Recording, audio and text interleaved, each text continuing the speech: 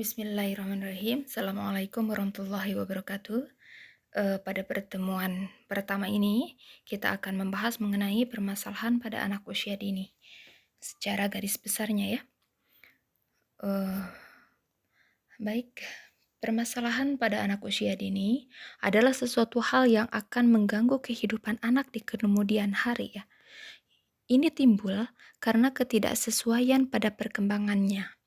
Secara garis besar, masalah yang dihadapi anak dapat digolongkan menjadi dua, yaitu masalah internal dan masalah eksternal.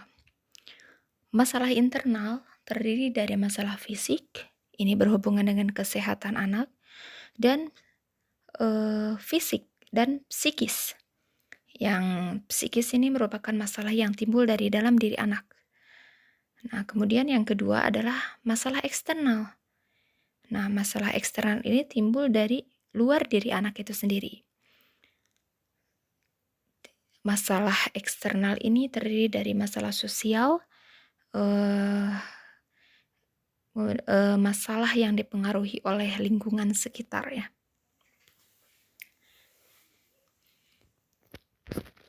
Baik, yang kita bahas pertama adalah permasalahan internal anak usia dini. Yang pertama adalah pada permasalahan fisiknya. Ini berhubungan dengan kesehatan ya. Nah, permasalahan kesehatan pada anak usia dini ini adalah permasalahan yang sangat berpengaruh besar terhadap aspek perkembangan lainnya. Ketika kesehatan anak bermasalah, maka perkembangan anak akan terhambat. Perkembangan aspek fisik terkait dengan keutuhan dan kemampuan fungsi panca indera anak. Seperti kemampuan melakukan gerakan-gerakan sesuai perkembangan usianya, serta kemampuan mengontrol perkembangan anak yang mengalami hambatan atau dalam hal tersebut dapat dikatakan mengalami masalah secara fisik. Lebih lanjut, permasalahan-permasalahan fisik tersebut adalah sebagai berikut ya. Yang pertama adalah pada gangguan fungsi panca indera. Masalah penglihatan yang bisa terjadi pada anak usia dini ini adalah diantaranya itu adalah sulitnya mengelompokkan benda berdasarkan warna, bentuk, dan ukurannya. Selain itu, anak usia dini ini juga sulit mengamati benda secara jelas. Nah, permasalahan yang ditimbulkan dari gangguan penglihatan juga bisa menyebabkan gangguan ingatan. Nah, gangguan ingatan tersebut antara lain yang pertama, tidak mampu menyebutkan benda tanpa ada bendanya. Jadi tidak bisa terbayang oleh anak benda tersebut yang kita sebutkan. Jadi tanpa ada bendanya. Kemudian yang kedua, tidak mampu menguraikan benda dari beberapa aspek bentuk, warna, fungsi, dan lain-lain. Kemudian tidak mampu mencari bagian yang hilang dari suatu bentuk. Tidak mampu menguratkan kembali satu seri gambar yang diacak. Kemudian tidak mampu melihat apa yang ditulis oleh guru di papan tulis. Nah, itu adalah berbagai gangguan ingatan yang disebabkan karena ada masalah dalam penglihatan si anak ya. Yang kedua adalah masalah pendengaran ya. Ini gangguan pada masalah pendengaran ini tidak diakibatkan karena si anak mengalami tuli ya, tetapi ini diakibatkan karena anak tidak mampu menyebutkan suara yang ada di sekelilingnya, seperti suara alam, bisikan arah suara, dan lain-lain. Anak menjadi tidak peka terhadap suara yang ada di sekitarnya. Kemudian tidak mampu menirukan berbagai suara tertentu. Tidak mampu menyanyikan lagu sederhana, tidak mampu menceritakan kembali sebuah kejadian, tidak mampu mengulangi kembali urutan cerita, dan tidak mampu mendengarkan persamaan-persamaan dalam kata-kata yang bersajak dan lain-lain ya. Sebagian besar orang tua menganggap permasalahan pendengaran anak merupakan hal sepele, sehingga yang awalnya hanya gangguan kecil menjadi gangguan yang sulit disembuhkan. Nah, ini yang harus diwaspadai oleh kita sebagai orang tua ya.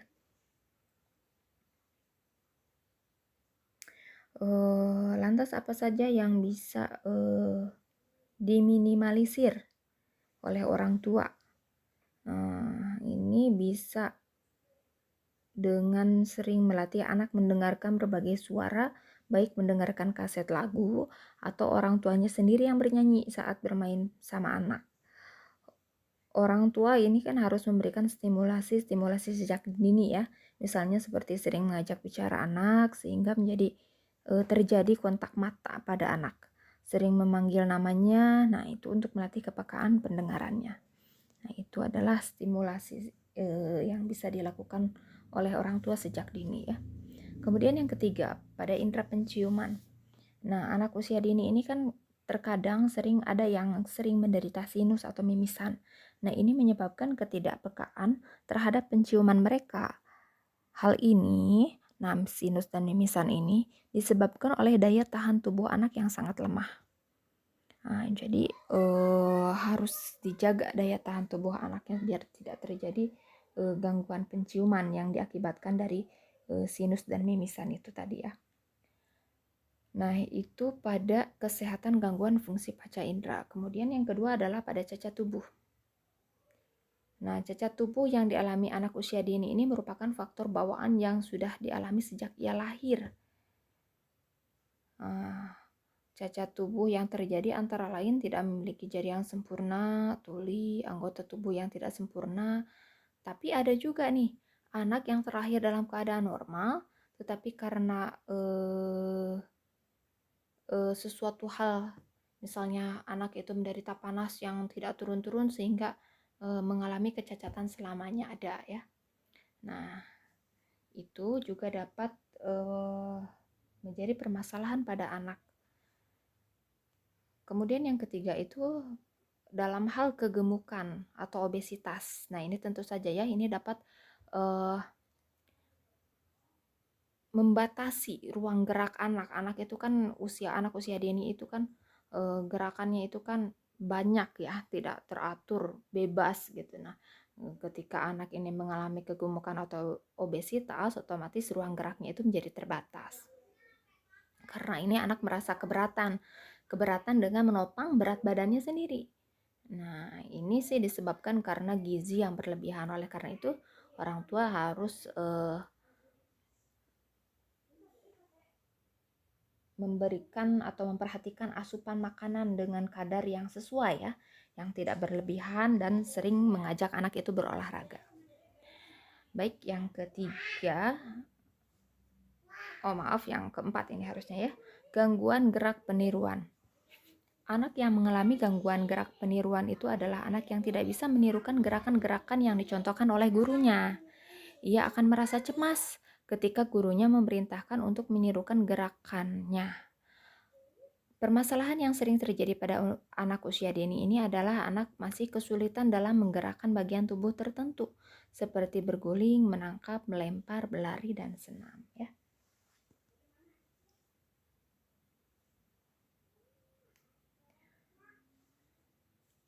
Ini permasalahannya terjadi pada permasalahan motorik anak ya, motorik kasar anak, dan juga motorik halus, termasuk juga motorik halusnya ya. Baik, yang kelima adalah gangguan berbahasa. Nah, berbahasa ini kan merupakan keterampilan dalam mendengar, berbicara, membaca, dan menulis ya. Dalam hal keterampilan yang diutamakan adalah mendengar dan berbicara. Masalah berbahasa yang dialami anak usia dini berawal dari ketidakmampuan mendengar dan memahami bahasa lisan yang diucapkan orang-orang sekelilingnya. Anak yang bermasalah dalam perkembangan bahasanya, pada umumnya anak tersebut mengalami beberapa gangguan nih. Misalnya speech delay. Speech delay itu keterlambatan bicara ya. Ini adalah salah satu gangguan perkembangan yang paling sering ditemukan kepada anak. Deteksi dini gangguan bicara dalam bahasa ini, dalam speech delay ini, harus dilakukan oleh semua individu yang terlibat dalam penanganan anak, mulai dari orang tua, keluarga, dan dokter ya. Nah, sebenarnya ada apa ya? Ada cara lain gitu ya untuk mengatasi anak supaya tidak speech delay, yaitu ya sering diajak berbicara gitu ya, dilakukan sesering mungkin. Jadi anak sering dilibatkan dalam setiap hal. Dilibatkan di sini dalam hal berbicara gitu ya. Ini gelas, ini piring. Adek mau makan dengan piring dan sendok, sambil ditunjukkan gitu barangnya, sambil diajarkan juga. Kemudian di sini siapa yang paling berperan? Tentu saja orang tuanya ya, orang tua di rumah. Tapi di antara ibu dan bapak sebenarnya yang dapat mempengaruhi anak untuk dapat berbicara, kalau dalam bahasa Sunda itu capetang, itu adalah ayahnya ya, atau bapaknya.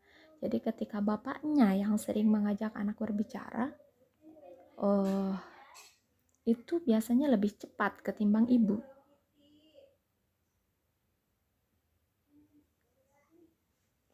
Itu bisa itu ya, nanti kita cari kenapa kok bisa anak yang sering diajak berbicara dengan ayahnya bisa lebih cepat berbicara gitu, lebih terampil berbicara dibanding anak yang bercakap-cakap dengan ibu. Nanti bisa di searching ya. Kemudian yang kedua itu adalah gagap ya. Gagap, gangguan berbahasa yang lain selain speech delay itu ada gagap. Anak yang menderita gagap tidak dapat berkomunikasi secara wajar. Wajar di sini mengandung pengertian normal, jelas dan tidak tersendat-sendat. Gejala yang sering diperhatikan dengan gagap adalah sering mengulang atau memperpanjang suara suku kata atau kata-kata, dan sering terjadi keraguan dan penghentian bicara sehingga mengganggu arus irama bicara. Penyebab gagap biasanya terjadi karena anak sering dibentak, dimarahi, dan sering membiasakan anak menjawab pertanyaan dengan potongan-potongan kata. Jadi itu gagap, itu kan tidak perlu dicontohkan lagi ya. Kalau gagap itu bicaranya itu tidak jelas, tersendat-sendat gitu ya. Jadi memang betul seperti ragu-ragu gitu, anak ragu-ragu. Kemudian yang selanjutnya adalah cadel ya. Kalau cadel itu adalah anak itu tidak mampu menyebutkan salah satu huruf saja ya, misalnya R, L, S, dan lain-lain. Nah, penyebab cadel biasanya terjadi karena orang di sekitarnya telah membiasakan berbicara yang tidak sesuai dengan kata sebenarnya. Contohnya sayang jadi tayang, tayang, tayang gitu ya. Atau makan mau jadi maem, maem gitu ya. Nah, karena orang tua kadang ngajak ngobrol anak dicadel-cadelin. Mau tetolah gitu, padahal sekolah, sebut aja sekolah, ndak tetolah gitu ya. Nah, itu penyebab dari cadel ya. Oke. Kemudian kidal ya. Ini juga